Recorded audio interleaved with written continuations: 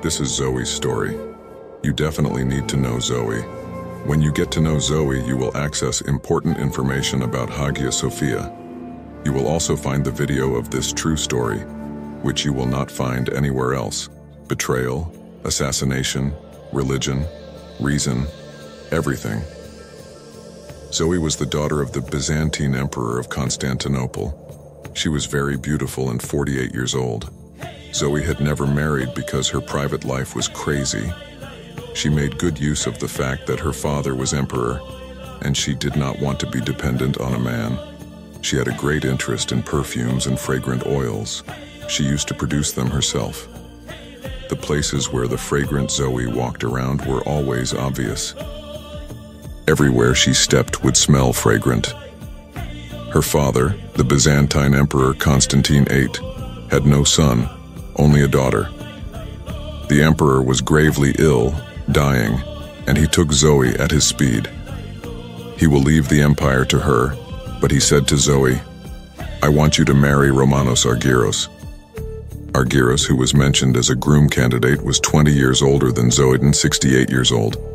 Moreover, he was married, but Zoe accepted her desperate father's request.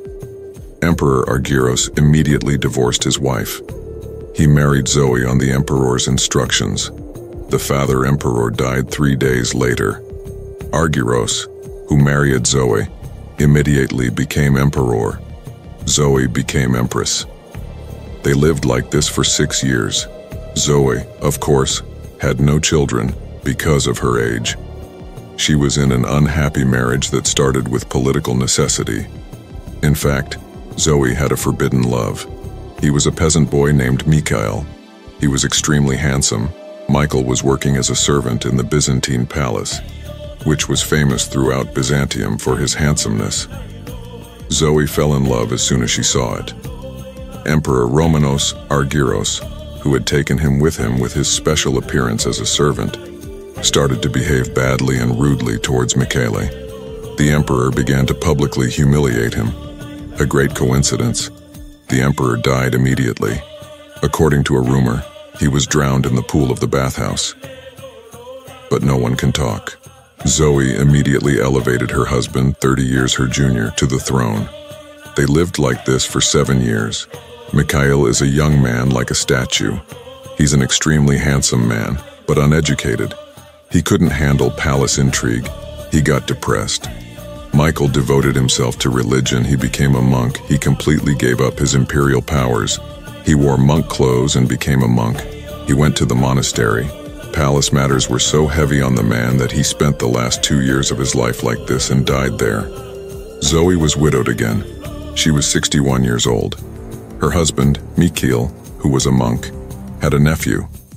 His name is Mikhail. He was 26 years old. Zoe adopted this young Michael. He ascended to the throne as a son and made him emperor. Of course, son, it's all a game. Everyone knew the situation. Everyone had heard that his nephew Michael had been working so closely with Zoe ever since his uncle, the monk Emperor Michael, went into the monastery. Anyway, young Michael ascended to the throne. As soon as he ascended the throne, he got into a mood and tried to exclude Zoe.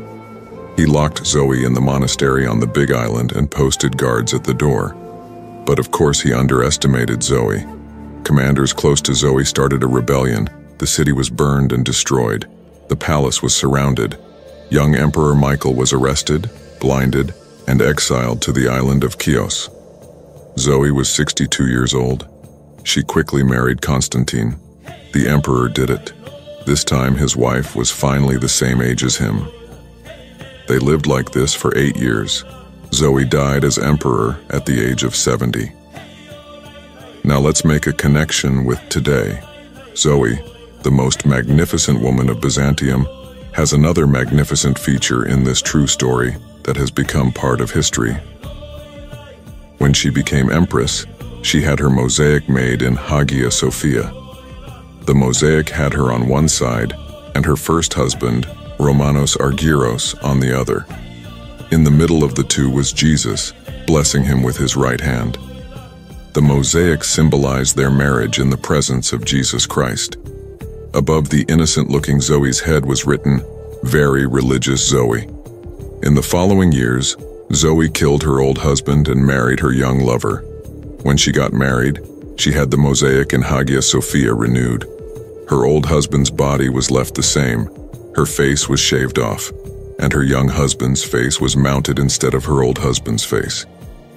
Later, he buried his young lover and ZOE had 3 marriages. He had the mosaic in Hikayesi renovated. Her first husband's body was left apart.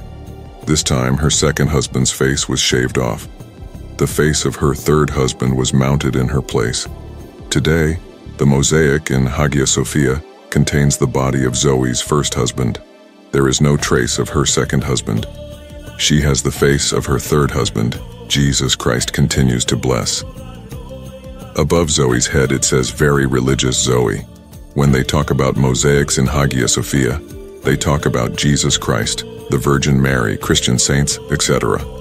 But if you ask me, the most important mosaic in Hikayesi is ZOE, because the fate of Hikayesi is actually kind of like that.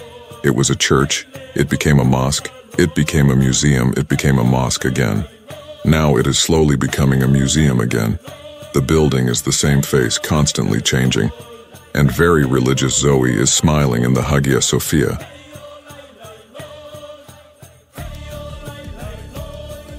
Today we remembered one of our historical facts. If you've stayed with us this far, please don't forget to press the like button and subscribe. Goodbye. See you in our new articles. Bugün de tarihi gerçeklerimizden birini hatırladık. Buraya kadar bizimle kaldıysanız lütfen beğen butonuna basmayı ve abone olmayı unutmayın. Yeni yazılarımızda görüşmek üzere, hoşça kalın.